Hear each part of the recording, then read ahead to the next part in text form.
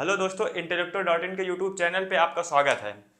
जैसा कि हम लोगों ने पिछली वीडियो में भारत के जलवायु से बनने वाले जितने भी इंपॉर्टेंट क्वेश्चन थे वो हमने कवर कर लिए थे, और जो आज वीडियो हम लेकर आए हैं उसमें वनस्पति से बनने वाले जितने भी क्वेश्चन हैं वो हम आज की वीडियो में देखेंगे। ठीक है कि भारत की वनस्पति क्या है, कैसी है, ये चीज़ आज ही की वीडियो में देखेंगे। चलिए शुरू करते हैं आज की क्लास। ठीक है, ये रहा आपका पहला क्वेश्चन। ठीक, चलिए, वन निम्नलिखित में से किसका अनुसरण करते हैं, ये रहा पहला क्वेश्चन। और पहला क्वेश्चन है जो वन होते हैं वो निम्नलिखित में से किसका अनुसरण करते हैं। तो वन जो होते हैं वर्षा का अनुसरण करते हैं। ठीक है, वर्षा के अकॉर्डिंग ही वनों की उत्पत्ति होती, यानी वो बढ़ते हैं और घटते हैं। ठीक है, तो वर्षा जहाँ पे ज़्यादा होती है वहाँ पे बड़े वन पाए जाते हैं। ठीक है, जैसे कि जहाँ पे वर्षा होती है 200 मीटर से अधिक, ठीक है, वहाँ पे उष्णकटिबंधीय वन पाए जाते हैं। अगर कम होते हैं तो और उष्णकटिबंधीय मानसूनी वन पाए जाते हैं। ये हम अगले क्वेश्चन में देखते हैं। चलिए, पहला क्वेश्चन आपका क्लियर हुआ। नेक्स्ट क्वेश्चन देखते हैं, पर्वतीय वन किसका अनुसरण करते हैं। ठीक है, तो जो पर्वतीय वन होते हैं वो करते हैं ऊंचाई का अनुसरण। ठीक है, पर्वतीय वन किसका अनुसरण करते हैं, तो वह ऊंचाई का अनुसरण करते हैं। ठीक है, ऊंचाई के हिसाब से पर्वत वन पाए जाते हैं 1500 मीटर हाइट पर, फिर 2500 मीटर हाइट पर। ठीक है, उसके बाद 4500 मीटर, 4800 मीटर हाइट पर ये वन पाए जाते हैं। चलिए ठीक है, अगला क्वेश्चन देख लेते हैं, भारत में कितने प्रकार के वन पाए जाते हैं। तो भारत में 5 प्रकार के वन पाए जाते हैं। ठीक है, कितने प्रकार के, 5 प्रकार के। पहला जो वन होता है उसे कहते हैं उष्णकटिबंधीय। ठीक है, उष्णकटिबंधीय, ठीक है, उष्णकटिबंधीय वर्षा वन या सदाबहार वन। ठीक है, या सदाबहार वन। ठीक है, सदाबहार वन, ये वन क्या होते हैं, उष्णकटिबंधीय सदाबहार वन। ये इनको सदाबहार वन इसलिए कहा जाता है क्योंकि ये साल भर यानी कि 12 महीने हरे भरे होते हैं। ठीक है, ये अपनी पत्तियां नहीं गिराते हैं। ठीक है, ये अपनी पत्तियां नहीं गिराते हैं, और ये वन जहाँ पाए जाते हैं वहाँ पे 200, ठीक है, 200 सेंटीमीटर से अधिक वर्षा होती है जहाँ पे ये वन पाए जाते हैं। इन वनों की लंबाई अत्यधिक मात्रा में होती है और यहाँ पे उच्च ताप और अत्यधिक वर्षा होती है। ठीक है ना, जहाँ पे ये वन पाए जाते हैं, कौन से वन, उष्णकटिबंधीय वन, यहाँ पे उच्च ताप होता है। ठीक है, उच्च ताप होता है और अत्यधिक वर्षा होती है। ठीक है, अत्यधिक वर्षा होती है। ठीक है, जो आपका नेक्स्ट वन पाए जाते हैं वो होते हैं उष्णकटिबंधीय मानसूनी वन। ठीक है, उष्णकटिबंधीय मानसूनी वन। ठीक है, मानसूनी वन। ठीक है, ये कहाँ, ये कितने वर्षा पे होते हैं, तो ये 100 से 200 सेंटीमीटर के बीच में जहाँ वर्षा होती है वहाँ ये वन पाए जाते हैं। कौन सा वन, उष्णकटिबंधीय मानसूनी वन। ठीक है, यहाँ पे मानसून के हिसाब से वर्षा होती है। अगर इसके क्षेत्र की बात करें तो ये उत्तर प्रदेश, ठीक है, उत्तर प्रदेश से लेकर के बिहार तथा मध्य प्रदेश से लेकर के यानी एमपी से लेकर के तमिलनाडु तक जितना भी प्रायद्वीपीय पठार है वहाँ कौन से वन पाए जाते हैं, उष्णकटिबंधीय मानसूनी वन। ठीक है, उष्णकटिबंधीय मानसूनी वन। ठीक है, अगर हम नेक्स्ट वन की बात करें तो वो होता है कटीली जो झाड़ियाँ होती हैं। ठीक है, ठीक है, शुष्क वन मतलब कटीली झाड़ियाँ जहाँ पाई जाती हैं। अगर नेक्स्ट की बात करें तो पर्वतीय वन होते हैं। ठीक है, पर्वतीय वन होते हैं। और हम अगर उसके बात करें उसके बाद तो मैंग्रोव वन होते हैं। ठीक है, मैंग्रोव वन पाए जाते हैं। ठीक है, तो 5 प्रकार के वन भारत में पाए जाते हैं। ठीक है ना, ये अलग अलग क्षेत्र पे पाए जाते हैं और जहाँ पे वर्षा की मात्रा कम ज़्यादा होती है उसी के अकॉर्डिंग इन वनों का विकास होता है। चलिए नेक्स्ट क्वेश्चन देख लेते हैं, नारियल किस प्रकार के वनों का वृक्ष है। ठीक है। तो जो नारियल है वह है उष्णकटिबंधीय मानसूनी वन का वृक्ष है। ठीक है, नारियल है जैसे, ठीक है, नारियल, फिर ताड़, ठीक है, महोगनी, ठीक है, महोगनी। ओके, इस तरह के जो ज्यादा लंबाई वाले वृक्ष होते हैं वो कहाँ पे पाए जाते हैं, तो वह उष्णकटिबंधीय मानसूनी वन जहाँ पाए जाते हैं वहाँ इस तरह के वृक्ष पाए जाते हैं। ठीक है, इनकी हाइट अधिक होती है। ओके, चलिए नेक्स्ट क्वेश्चन देख लेते हैं।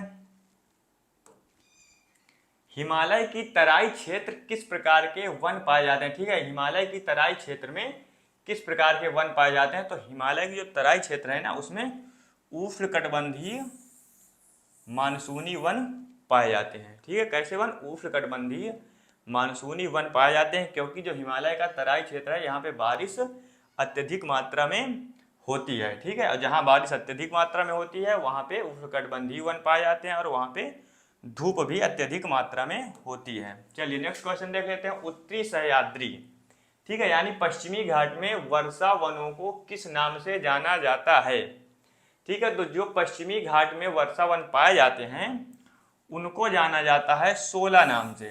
क्या नाम से जाना जाता है, तो उनको शोला नाम से जाना जाता है। ऑप्शन नंबर सी बिल्कुल सही है। चलिए नेक्स्ट क्वेश्चन देख लेते हैं। भारत में सर्वाधिक क्षेत्रफल पर किस प्रकार के वनों का विकास हुआ है। ठीक है, तो भारत में जो सर्वाधिक क्षेत्रफल पर किस प्रकार का वनों का, तो उष्णकटिबंधीय मानसूनी वनों का विस्तार हुआ है। ठीक है, यानी विस्तार है। ये कहाँ से कहाँ तक है, तो इनका देख लेते हैं क्षेत्र। तो यूपी से बिहार, ठीक है, और फिर एमपी से लेकर के सीधा नीचे तक, कहाँ तक, तमिलनाडु, तमिलनाडु तक इनका विस्तार पाया जाता है। ठीक है, जो प्रायद्वीपीय पठार है उसमें जो है इस प्रकार के वन पाए जाते हैं। किस, कैसे, उष्णकटिबंधीय मानसूनी वन। इसमें किस प्रकार के पौधे आते हैं, तो इसमें जैसे आम है, ठीक है, आम है, नीम है, ठीक है, महुआ है। ओके, तो इस प्रकार के वन आते हैं इसमें, जो कि, और अगर इसके दूसरे नाम की बात करें तो इसे पर्णपाती वन भी कहता है। क्या नाम से जाना जाता है, पर्णपाती वन। ठीक है, पर्णपाती वन के नाम से भी जाना जाता है। क्यों, क्योंकि ये जो वन होते हैं ये ठंड के बाद, ठीक है, ठंड के बाद या कह ले बारिश के पहले ही अपनी पत्तियों को गिरा देते हैं और उसके बाद इसमें नई पत्तियां आती हैं। ठीक है, तो जो अपनी पत्तियों को गिरा देते हैं जो वन, उन्हें क्या कहते हैं, पर्णपाती वन। ठीक है, कहाँ से कहाँ तक इनका विस्तार है, तो यूपी, बिहार, एमपी और एमपी से लेकर तमिलनाडु सीधा प्रायद्वीपीय पठार में इनका विस्तार पाया जाता है। इसमें वही वन आते हैं जैसे आम, नीम, महुआ, ठीक है, इस प्रकार के सभी वन आते हैं जो अपनी पत्तियों को गिरा देते हैं। ठीक है, चलिए नेक्स्ट क्वेश्चन देख लेते हैं। इनमें से कौन सा वृक्ष कटिबंधीय मानसूनी वनों के अंतर्गत आता है। ठीक है, तो देखो आम कटिबंधीय मानसूनी की बात करें तो वही पर्णपाती वन की बात आ गई। ठीक है, हमें पता है कौन कौन से पेड़ होते हैं जो अपनी पत्तियां गिरा देते हैं, तो आम भी गिरा देता है, ठीक है, आंवला भी, ठीक है, चंदन, यानी इसका सही ऑप्शन हो जाएगा उपर्युक्त सभी। ठीक है, उपर्युक्त सभी किसके एग्जाम्पल हैं, तो उष्णकटिबंधीय मानसूनी वनों के। ठीक है, चलिए नेक्स्ट क्वेश्चन देख लेते हैं।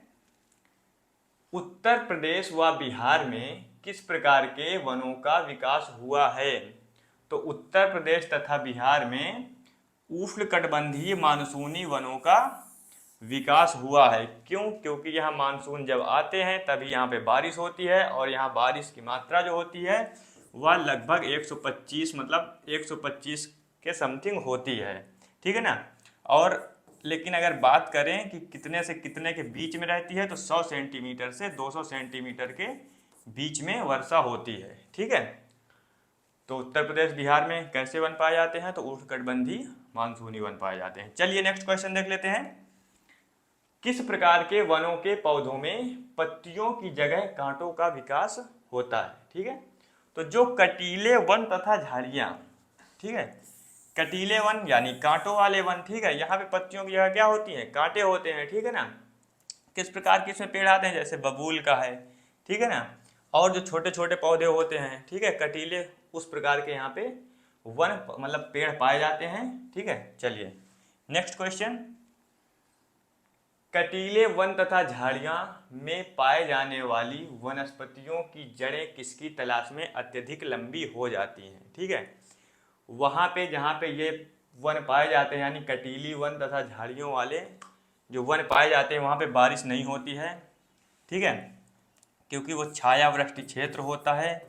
ठीक है, छायावृष्टि क्षेत्र होता है। यह एक ऐसा क्षेत्र होता है जहाँ पे पर्वत होते हैं और पर्वत जो वायु की यानी पवनों की सम्मुख दिशा होती है वहाँ पे तो बारिश हो जाती है। ठीक है ना, पवनों की सम्मुख दिशा में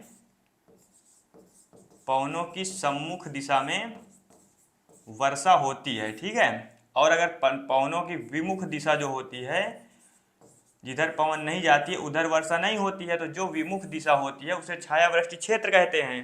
ठीक है, और यहीं पे कैसे वन पाए जाते हैं, तो यहीं पे कटीले वन तथा झाड़ियों वाले जो सारे पेड़ होते हैं यहीं पे पाए जाते हैं। ठीक है, तो अब यहाँ पे बारिश तो होगी नहीं, तो ये जो वन की मतलब जो ये वन होते हैं इनमें जो पेड़ होते हैं वो पानी की तलाश में, ठीक है, किसके तलाश में, तो पानी की तलाश में उनकी जड़ें लंबी हो जाती हैं। ठीक है, बात समझ में आई ना, क्योंकि छायावृष्टि क्षेत्र होता है, पवनों के विमुख जगह होने के कारण यहाँ पे वर्षा नहीं हो पाती है, तो इनकी जो जड़ें होती हैं पानी की तलाश में अत्यधिक नीचे तक पहुंच जाती हैं। ठीक है, तो चलिए नेक्स्ट क्वेश्चन देखते हैं। बबूल किस प्रकार के वनों का वृक्ष है। ठीक है, जैसे बताया गया है कि जो कटीले वन होते हैं वो, ठीक है, तो कटीले वनों में बबूल भी आता है, तो बबूल किसका एग्जाम्पल हो जाएगा, कटीले वन तथा झाड़ियों वाले वन का। ठीक है, तो कटीले वन का एग्जाम्पल कौन सा हो गया, बबूल। ठीक, चलिए नेक्स्ट क्वेश्चन देखते हैं। पर्वतीय वनों के अंतर्गत देवदार के वृक्ष कितनी ऊंचाई पर पाए जाते हैं। ठीक है, तो पर्वतीय वनों के अंतर्गत जो देवदार होता है, ठीक है, तो 2500 मीटर की ऊंचाई पर पाए जाते हैं। ठीक है, और देवदार कहाँ पे पाया जाता है, तो यह पाया जाता है हिमाचल प्रदेश पे। ठीक है, हिमाचल प्रदेश। ओके, तो कितनी हाइट पे, तो 2500 मीटर हाइट पे। ठीक, चलिए नेक्स्ट क्वेश्चन देख लेते हैं। काई व लीचिन आदि किस प्रकार की वनस्पति के अंतर्गत आते हैं। ये जो दोनों पौधे हैं काई और लीचिन, ठीक है, ये पौधों के नाम है, तो ये किस प्रकार की वनस्पति के अंतर्गत आते हैं, टुंड्रा वनस्पति। ठीक है, टुंड्रा वनस्पति के अंतर्गत यह आते हैं। ठीक है, अगर हाइट की बात करें कितने हाइट पर ये पाए जाते हैं, तो ये पाए जाते हैं 4800 मीटर हाइट पर। ठीक है, 4800 मीटर हाइट पर यह पाए जाते हैं। ठीक है, चलिए नेक्स्ट क्वेश्चन देख लेते हैं। दक्षिण भारत के पर्वतीय वनों यानी दक्षिण भारत के पर्वतीय वन क्या कहलाते हैं। ठीक है, तो दक्षिणी भारत के जो पर्वतीय वन हैं उन्हें कहा जाता है सोलास। ठीक है, क्या कहा जाता है, सोलास कहा जाता है। ठीक है, ये सेंटेंस थोड़ा गड़बड़ लग रहा है, दक्षिणी भारत के वनों को क्या कहते हैं, तो सोलास कहते हैं। ठीक है, चलिए नेक्स्ट क्वेश्चन देख लेते हैं। नदियों के डेल्टाओं में जो वन पाए जाते हैं उन्हें क्या कहा जाता है।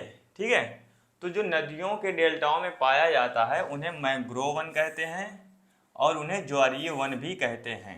ठीक है, तो यानी इसका सही आंसर हो जाएगा उपर्युक्त दोनों। ठीक है, तो कैसे वन पाए जाते हैं, ज्वारीय या मैंग्रोव वन पाए जाते हैं। ठीक है, नदियां जहाँ डेल्टा बनाती हैं वहाँ पे इस प्रकार के वन पाए जाते हैं। ठीक है ना, इन्हीं वनों में, ठीक है, इन्हीं वनों में क्या होता है, सुंदर वन यानी सुंदरी वृक्ष भी पाया जाता है। ठीक है, सुंदरी वृक्ष। ठीक है, और जिसके नाम पर सुंदर वन, इसके डेल्टा का नाम सुंदर वन डेल्टा नाम रखा गया है, जो दुनिया का सबसे बड़ा डेल्टा है। ठीक है, चलिए नेक्स्ट क्वेश्चन। निम्नलिखित में से कौन ज्वारीय वनों की वनस्पति के अंतर्गत उगता है। ठीक है, तो ज्वारीय जो वन होते हैं, जो मैंग्रोव वन होते हैं, ठीक है, उसमें कौन कौन से वृक्ष होते हैं, देखो सुंदरी वृक्ष पाया जाता है। ठीक है, जिसके वजह से ही नाम पड़ा है सुंदर वन डेल्टा का, जो दुनिया का सबसे बड़ा डेल्टा है। ठीक है, जिसे ब्रह्मपुत्र व गंगा नदी के द्वारा बनाया जाता है। और अगला जो वृक्ष यहाँ पे पाया जाता है वो है कैसूरीना। ठीक है, कैसूरीना भी वृक्ष ज्वारीय वनों का ही एग्जाम्पल है, यानी मैंग्रोव वनों का ही एग्जाम्पल है। अगर फोनिक्स की बात करें तो यह भी ज्वारीय वन का ही एग्जाम्पल है, ठीक है। यानी इसका अगर सही आंसर की बात करें तो उपर्युक्त सभी, ठीक है, डी ऑप्शन एकदम सही है, उपर्युक्त सभी, यानी कि सुंदरी वन यानी सुंदरी वृक्ष, कैसूरीना वृक्ष और फोनिक्स वृक्ष किस वनों के अंतर्गत आते हैं, तो ज्वारीय वनों के अंतर्गत आते हैं, ठीक है। और ज्वारीय वन का दूसरा नाम क्या है, तो वो मैंग्रोव वन है, ठीक है, जो कहाँ पाए जाते हैं, नदियों के डेल्टाओं में ये वन पाए जाते हैं, ठीक है। चलिए, देवदार वृक्ष किस प्रदेश की विशेषता है, तो देवदार वृक्ष जो है हिमाचल प्रदेश की विशेषता है, ठीक है। 2500 मीटर पे देवदार वृक्ष, यानी 2500 मीटर की जो हाइट है उस पे देवदार वृक्ष पाए जाते हैं, ठीक है ना, समझ गए ना। और किस राज्य से, तो हिमाचल प्रदेश की यह विशेषता है, ठीक है। चलिए नेक्स्ट क्वेश्चन देख लेते हैं। निम्नलिखित में किसको जंगल की आग कहते हैं, ठीक है, बहुत ही इंपॉर्टेंट क्वेश्चन है, कई बार पूछा भी गया है। तो निम्नलिखित में से किसको, पलाश को, ठीक है, पलाश को जो है जंगल की आग कहते हैं। अब आपको इस क्वेश्चन में एक कमेंट्स करके भी आपको बताना है कि पलाश, ठीक है, पलाश जो है किन दो राज्यों का, ठीक है, राजकीय पुष्प है, ये आप लोग कमेंट बॉक्स में शेयर करेंगे, ठीक है। चलिए नेक्स्ट क्वेश्चन देख लेते हैं।